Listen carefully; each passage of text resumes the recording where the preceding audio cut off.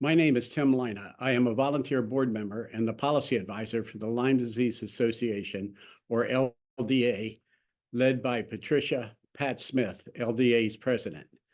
To recognize May as Lyme Disease Awareness Month, Pat reached out to New Jersey's Congressman Chris Smith and to the Vector-Borne Diseases Division at CDC to participate in an event to increase Lyme disease awareness. Let me note that I served for 5 years as a legislative health analyst and legislative director in Congressman Smith's office, where I met and worked closely with Pat Smith. Upon leaving federal service, I continued to work with Pat and the LDA because I knew she and many others involved with Lyme disease were fighting an uphill battle, which was unique among diseases in many respects. Thankfully, the environment has improved greatly in recent years because of the determination of many dedicated individuals to advance the science and make progress to benefit patients. In this video, Congressman Smith will highlight some of his many activities and important accomplishments to move the science of Lyme and other TBD forward to make progress in developing the tools to more effectively manage Lyme and other TBD. CDC's Dr. Ben Beard and Dr. Susanna Visser will discuss the importance of the recently released National Public Health Strategy to prevent and control vector-borne diseases in people and provide some thoughts on its implementation. Prior to hearing from Congressman Smith and Drs. Beard and Visser, I will provide an overview of the LDA's broad range of activities fighting Lyme and other TBD, and then we'll introduce Congressman Smith. Pat Smith became president of the Lyme Disease Association of New Jersey in 1997, and in 2000, the name was changed to the Lyme Disease Association Incorporated to reflect its national focus. LDA has been granted 501c3 nonprofit status by the IRS. On average, 95% of funds raised by LDA go directly to programs. The LDA has presented 22 CME, that's continuing medical education, fully accredited scientific medical conferences for researchers, doctors, and healthcare providers on the topic of Lyme and other TBD, most jointly sponsored by the Columbia University College of Physicians and Surgeons. LDA has funded 127 research grants at institutions coast to coast, with results of LDA-funded research often featured in peer-reviewed journals. LDA has awarded 173 education grants to date to many organizations to fund their education efforts, and also frequently provides educational seminars directly to organizations. Since children ages 5 to 14 are at the highest risk of acquiring Lyme disease, the LDA created Lyme Aid for Kids, a fund that helps children without insurance. LDA has a website section, Lyme in the Schools, which can be accessed for free by schools, parents, and the general public. LDA also provides free literature, hosts a free online doctor referral, and heads an umbrella organization, LDA Net, of dozens of organizations nationwide that work together on national issues. LDA has been designated as a federally approved national charity for workplace giving in the combined federal campaign for 18 years. In 2007, Columbia University announced the opening of the Lyme and Tick-Borne Diseases Research Center in New York. LDA co-funded the center and gave a grant to create a tissue bank at the center to store samples for Lyme disease research. Pat has provided testimony on pending legislation in many states and has testified before 2 congressional committees on Lyme disease. Pat negotiated directly with staff in the House Majority Whip's office on finalizing Lyme language, which passed in the 21st Century Cures Act of 2016, which created the Federal Tick-Borne Diseases Working Group. Pat served a 3-year term on the Congressionally Directed Medical Research Program, or CDMRP, panel to oversee disbursements of funds for TBD research, and also was appointed as a committee member to the first and second TBD working groups and was a co-author of their reports to Congress. LDA, with 2 colleagues, jointly provided extensive comments on the development of the National Public Health VBD strategy. Now, let me speak about the work of Congressman Chris Smith, who represents the 4th District of New Jersey in the U.S. House of Representatives. U.S. Representative Smith is currently in his 22nd two-year term in the U.S. House. According to the independent GovTrack, he ranks first among all 435 members of the House in the number of laws authored. He has been a stalwart champion fighting for Lyme disease patients and their healthcare practitioners for 30-plus years. As chairman of the Foreign Affairs Subcommittee on Global Health, Global Human Rights, and International Organizations, Chairman Smith had a congressional hearing in July 2012 on global challenges of Lyme disease. Congressman Smith co-founded the Lyme Disease Caucus, which he has co-chaired for 16 years, and also is a co-founder and has been co-chair of several other health caucuses. Congressman Smith and the Lyme Caucus secured in the Consolidated Appropriations Act of 2016 $5 million for Lyme and other TBD research through the CDMRP. Then, in June 2019, the House adopted the Smith Amendment to an FY 2020 Appropriations Bill, H.R. 2740, to increase funding for the CDMRP's TBD research panel by $2 million. While a dedicated fighter to defeat Lyme and other TBD, Congressman Smith has been a long-term fighter for the rights of the underserved and many causes in the U.S. and around the globe. I would be remiss without at least mentioning a few examples of those many human rights causes. Congressman Smith is co-chair of the Tom Lantos Human Rights Commission, chairman of the Bipartisan Congressional Executive Commission on China, and special representative on human trafficking for the Organization for Security and Cooperation in Europe. Among many other accomplishments, he previously served as chairman of the Veterans Affairs Committee for 2 terms and is the author of 14 enacted veterans laws to help those men and women who served in uniform. He authored 4 comprehensive laws to improve the lives of those with autism and their families and caregivers. He also authored 5 of America's comprehensive anti-human trafficking laws. These are just a few examples of Congressman Smith's many initiatives to help the disadvantaged. Now, let me invite Congressman Chris Smith to describe his long-term dedication to fighting Lyme and other TBD. Hi. As May is Lyme Disease Awareness Month, our discussion today is especially timely and needed. I would like to thank my good friend and constituent Pat Smith, president of the Lyme Disease Association, for inviting me to be here and to speak to you today, but especially to thank her for her many years of dedicated work. Pat Smith has and continues to be an incredibly well-informed and tenacious leader, always in the forefront of this fight. I began working on Lyme after meeting Pat at a town hall meeting in Wall Township, New Jersey, back in 1992. She shared with me the plight of those suffering from chronic Lyme, including her 2 daughters. Then, in 1992, and that's more than 30 years ago, Pat and I met with top leaders at the CDC and NIH who were very polite but highly dismissive of our concerns. In the meeting, Pat was brilliant. She told them that CDC's recommendation for prescribing up to a mere 1 month's worth of antibiotics was being used by the health insurance companies as the ceiling on what was covered. Even if the patient had Lyme disease for 5 years, 1 month of doxycycline is all that was covered. They said it wasn't their intention to limit health insurance coverage, but they didn't fix the problem either. Working with Pat, because we thought good would come out of the meeting, but it didn't, I introduced H.R. 3795, the Lyme Disease Initiative of 1998, a comprehensive bill that I reintroduced every Congress thereafter, only to have it blocked.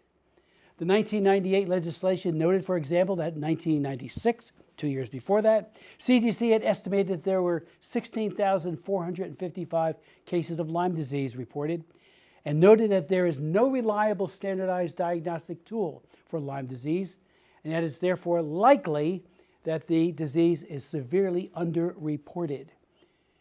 My 1998 legislation pointed out that the disease is often misdiagnosed because the symptoms of the disease mimic other health conditions, and the bill created several national goals, including developing a reliable test for Lyme, improving surveillance and reporting, efforts to significantly increase the number of physicians who have an appropriate level of knowledge regarding Lyme disease, in other words, Lyme literate doctors.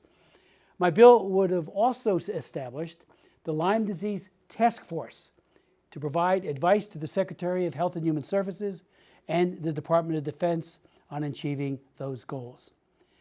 When the 21st Century Cures Act was under consideration by the House in 2016, we successfully fought to include the task force, now called the Tick-Borne Disease Working Group, into the bill.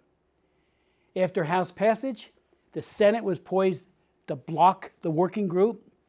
Here we go again.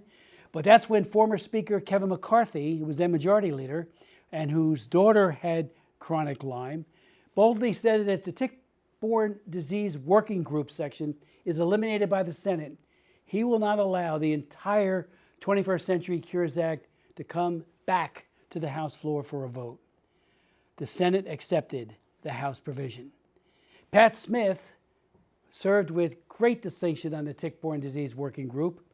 The findings and recommendations, including recognition of chronic Lyme and the sweeping call to action, were the historic pivot point in changing the multi-decade pseudoscience and misinformation that prevented honest inquiry.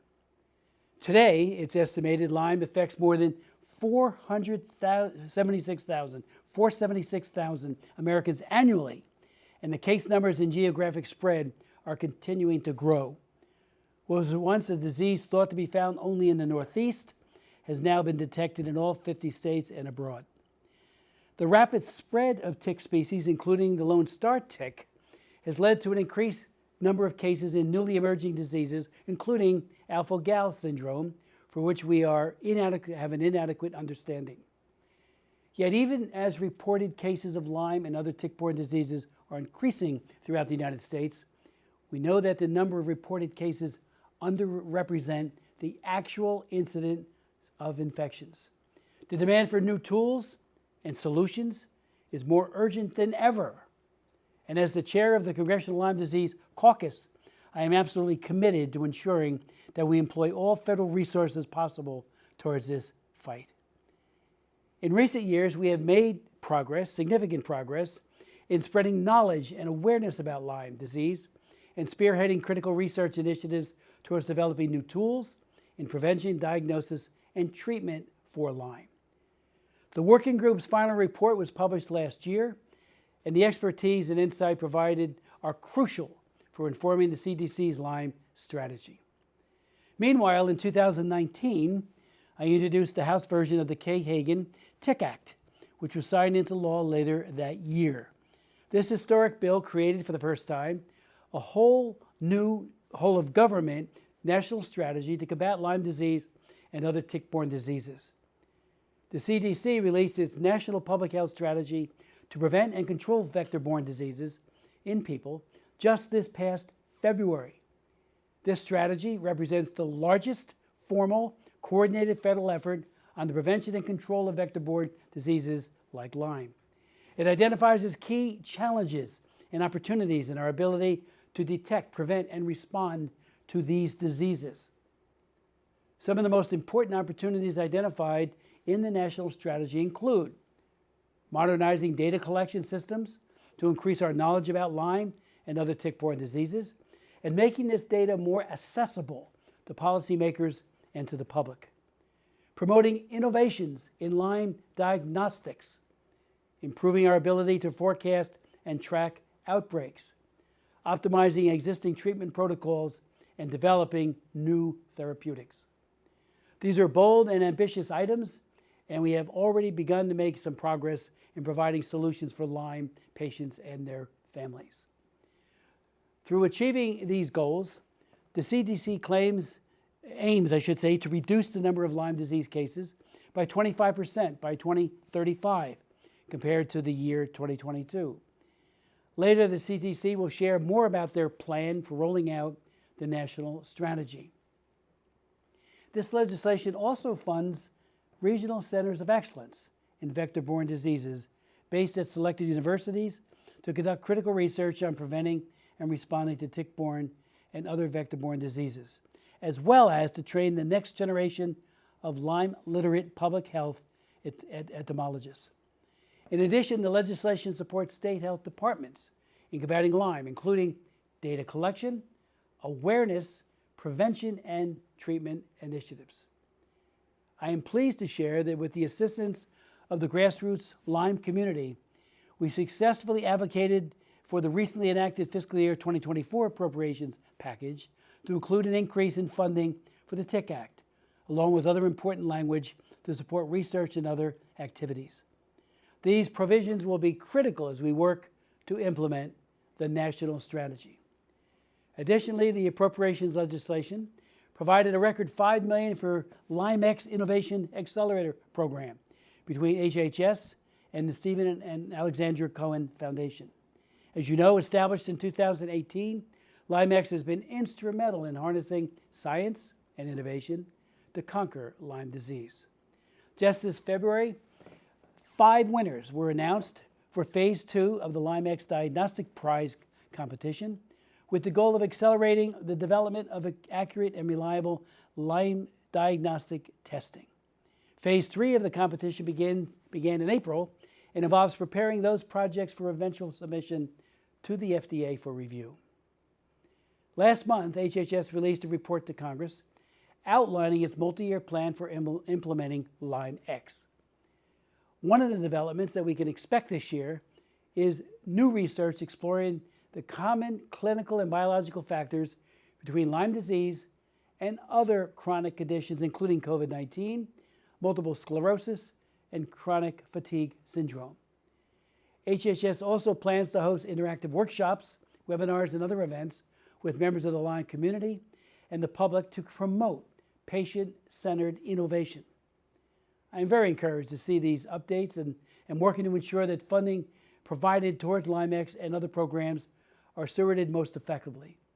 With this record funding, now is the time for bold action.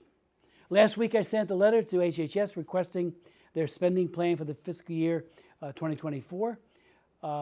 I will continue to perform necessary oversight, and I will be joined by others on both sides of the aisle over this spending, and we will keep you informed.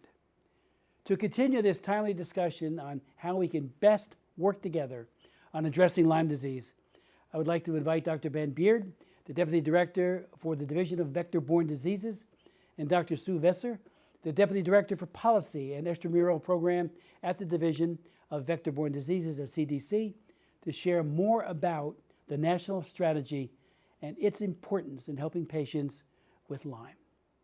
Thank you very much. Good day, everyone, and thank you so much for your attention to the Vector-Borne Disease Public Health National Strategy. We'll be talking about implications for Lyme disease today in the Lyme Disease Awareness Month commemorative event. We're so grateful to be hosted by the Lyme Disease Association. Thank you especially to Lynagh and Nate and to Pat Smith, who through their leadership has brought us together today. We're really grateful for both the Lyme Disease Association and also all the support from Congressman Smith's office. Really, it's through that support that all of the work that we're going to talk about today has really made really great strides. So I will be talking a little bit about the national strategy itself, the development of it, and a quick overview of the national strategy. And then I'll invite my colleague, Dr. Ben Beard, to join me to talk about some of the implications for Lyme disease of the national strategy. We're both from the Division of Vector-Borne Diseases in the National Center for Emerging and Zoonotic Infectious Diseases at CDC, and we're really happy to join you today. So to start, as I mentioned, I'll be describing the Vector-Borne Disease National Strategy. And there's a little bit of background on this strategy. First, after the Zika outbreak in 2016 and 2017 here in the United States, we really felt like we could better coordinate with all of the federal government to better address the needs and growing needs of vector-borne diseases here in the United States. And so we set off to develop a national public health framework, which would become the skeleton of what we now know is the full national strategy. And we published that framework in 2020 after collaborating across 5 different federal departments plus EPA, and there were 15 individual collaborating federal entities. That version of the framework included a national vision, mission, and some strategic priorities that we felt would guide the federal government to better prevent and control vector-borne diseases. But then as we were publishing that framework, we had a lot of support from Congressman Smith, Senator Collins, a number of other congressmen, women, and senators to build out a full national public health strategy. And so we got immediately to work, regrouped together, added a couple more federal entities, hit 17 collaborating federal entities across a whole host of different departments to build out a full national strategy. And what that did was build out below the strategic priorities a set of objectives and sub-objectives. And we're really happy to have submitted the final report to Congress in February. We could not have done this without close collaboration with the Office of the Assistant Secretary for Health, and specifically Dr. Kristen Honey and Dr. Daniel Desatels, who both really worked with us to make sure that we ushered this very, very complex document through many layers of clearance, and also ensured that we published requests for information from the public to get your public input into the final national strategy. So a huge thanks to both of them. These are all the other collaborating federal entities that I mentioned, and we were really grateful for really a core group of folks who have stuck with us through this entire process of the framework development and the national strategy. And that has really led to a lot of collaboration and some really exciting success stories that we're going to be talking about a little later this Lyme Disease Awareness Month. The full national strategy is available at cdc.gov/VBD. You can also get it through that QR code. We hope that you'll review it. There's a number of resources that are in it. We've tried to make it really accessible and user-friendly, and I'm going to be highlighting a few of the elements today. But first, I'd like to describe what the vision, mission, and the goals include, because that's really the greatest components of the national strategy are these core components. The first is our vision, a nation where vector-borne diseases no longer threaten human health and well-being. Our mission is to protect people from illness, suffering, and death due to vector-borne diseases. We have 5 goals. The first goal is to better understand when, where, and how people are exposed to and become sick or die from vector-borne diseases. And underneath that goal are 3 strategic priorities. The second goal is diagnose, develop, evaluate, and improve tools, methods, and guidance to diagnose vector-borne diseases. And under that goal, we have 4 strategic priorities. Goal 3 focuses on prevention, develop, evaluate, and improve tools, methods, and guidance to prevent and control vector-borne diseases. Goal 4 is treat, develop and assess drugs and treatment strategies for vector-borne diseases. And we have 3 supporting strategic priorities for that goal. And finally, goal 5, this is our implementation goal, to disseminate and implement public health tools, programs, and collaborations to prevent, detect, diagnose, and respond to vector-borne disease threats. And here we have 5 strategic priorities. It's a very large priority for us because obviously this is where the rubber hits the road and we actually can have impact in communities from all of the work of goals 1 through 4. So this is what we call our placemat. It's a very busy yet tight summary of the national strategy with our vision, mission, goals, and strategic priorities right there running on the right-hand side. And the entire strategy is quite large. And in addition to the 5 goals, there are 19 strategic priorities, 42 objectives underneath those strategic priorities, and over 120 sub-objectives. We also included in the national strategy a number of tools that help describe the progression of vector-borne diseases and the increasing risks that they pose over time. This first timeline is of locally acquired malaria outbreaks. Now, we really didn't have that much local malaria until just recently when there was a sudden burst in local transmission, and that's captured in this timeline. We also have a timeline of tick-borne pathogens that were identified in the US that cause human disease, going all the way back to the 1900s, early 1900s. And you can see that there's been a dramatic uptick in the number of tick-borne pathogens that were identified in the US in recent decades.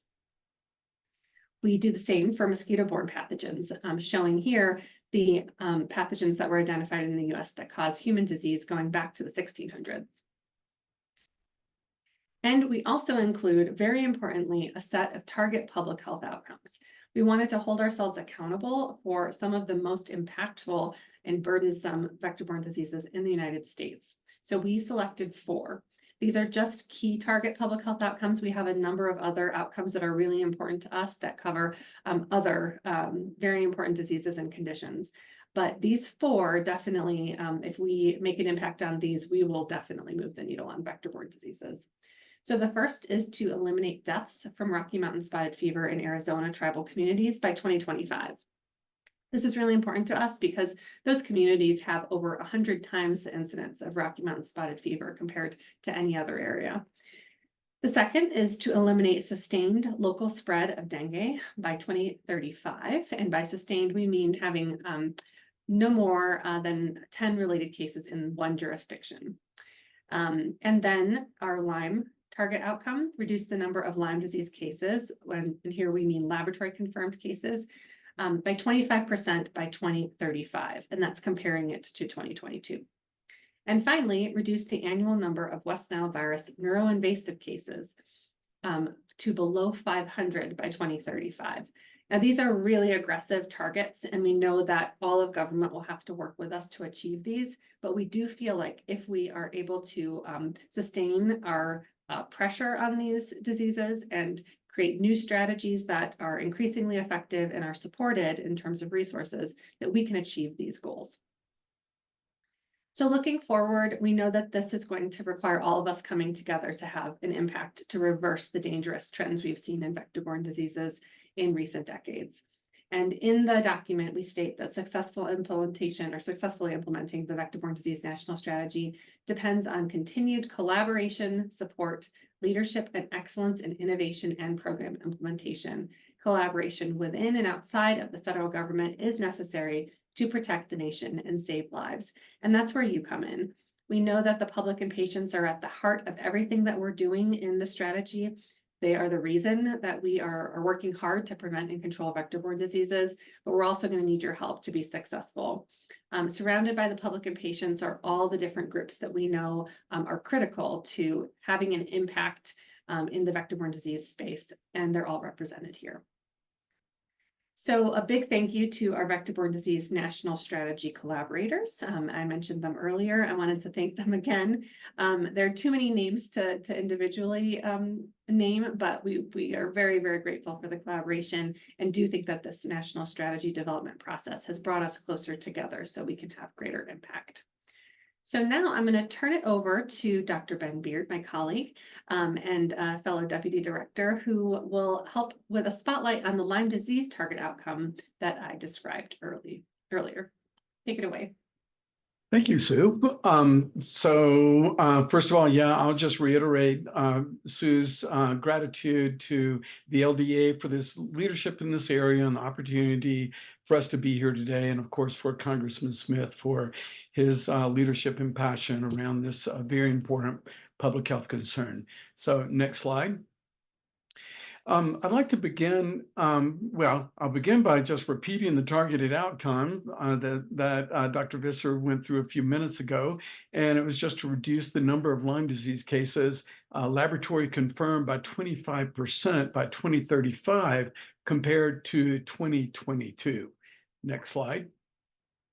So this is where we are, kind of the state of the reported cases in the United States, and this shows what we've seen since 1996 and the gradual increase in annual numbers of cases. And I just want to point out a couple of things on this slide. First of all, the case definition has changed several times over the different years, and the different colored bars that you see here really reflect the most significant case definition changes that occurred. And every time there's a change in case definition, basically you're comparing apples and oranges with the years that went before, but it still serves the purpose of basically showing the general trends. And I'll say regarding the 2022 case definition change, we're excited about that one in particular, and we think that will help surveillance moving forward be much more consistent from state to state, from year to year. Next slide. This slide looks at how we've seen the case numbers and geographic distribution of Lyme disease cases change over the last 20 years or so. And the blue shaded states really are the what we consider the 15 some odd high incidence states, where 95% or more of all Lyme disease cases are reported in the United States. And if you just compare these two snapshots from 2022 to 2001, you can see that Lyme disease cases we've seen a very significant increase both in the numbers of reported cases and the distribution of these cases. Next slide. In this slide, we're actually looking at how the tick vector, the black-legged tick, Ixodes scapularis, which is the vector for Lyme disease in the eastern United States, and certainly the states where we have 95% of the cases or more reported. And you can see we've had very significant increase in the distribution of this tick over the last 20 years or so. And the reasons are complex. They include a lot of environmental change, increasing deer populations, reforestation, suburban sprawl, changing climate that allows ticks to survive and reproduce at greater levels, especially in more northern and higher latitude areas. Next slide. So kind of begs the question, what are we doing? What are key prevention efforts that are underway to address this huge increase in the burden of Lyme disease cases, which from some of the recent studies we've done and insurance database analyses indicate that there are over 476,000 actual clinical cases of Lyme disease that are diagnosed and treated every year in the United States. So it's a huge public health concern to us. And so some of the areas we've been focused on, you see as the bullets on this slide. First are efforts to increase awareness of the changing patterns of exposure. And as you saw from those maps, the risk for Lyme disease today is not the same as it was 20 years ago. And in fact, the tick distribution is changing, so the pattern of risk is changing. So it's very important to us using tools like those maps that I just showed, which are all available at our website, to help both healthcare providers and also the public at risk to understand how risk is changing over time in terms of particularly the distribution, both of the ticks and the pathogens. So we've got really nice maps that you can use at our website, dashboards that utilize Power BI and other visualization software. So you can look at changes by state, by county, by region of the U.S., by year, and over time, so you can see how this change is occurring. Efforts to increase knowledge of the tools that are actually available for prevention. And so we've done a lot of work in both identifying, validating effective prevention tools and approaches, but also making sure that information is available so that people will know how they can better protect themselves from the bites of infected ticks. Resources to educate healthcare providers on patient diagnosis and care. And then finally, efforts to increase vaccine acceptability, knowing that there's a vaccine that is in clinical trials right now and will likely be available for use in the next few years. Next slide. This is one of those visualization tools that I mentioned that you might be very interested in checking out. It's our CDC tick bite data tracker. And what you can do is go to different regions of the country, and you can look back over the years that you see in the horizontal axis at the bottom from 2017 when we first started this to 2024, and what you can see is the numbers of tick bites that actually were reported in emergency department visits. And so you can see the seasonality here on this particular curve, seeing this peak in May, which corresponds to May Lyme Disease Awareness Month, when we see the ticks first coming out early in the season. The nymphal stages of the ticks, and then the peak that begins in late September and October, which really corresponds to the fall peak of adult ticks that are coming out and biting people. So you can see all this and look at different regions and years and times of the year at our website. Next slide. And then there have been a number of social media posts that we have put out. The one that you see here at the top, that was during the eclipse in April. I thought that was a really clever image that was there. I'm not responsible for that, so I can brag on it on behalf of some of our creative staff. And then the ones from Lyme Disease Awareness Month, 2 of these that were posted just in the last couple of weeks. And so these are ways that we just try to increase public awareness of how they can prevent tick bites. And next slide. And then finally, I just want to say something about one other project that's underway. And this is the Sublime project. And we just launched this, and we're working together with a network of clinical collaborators that you see on the left-hand side of the slide.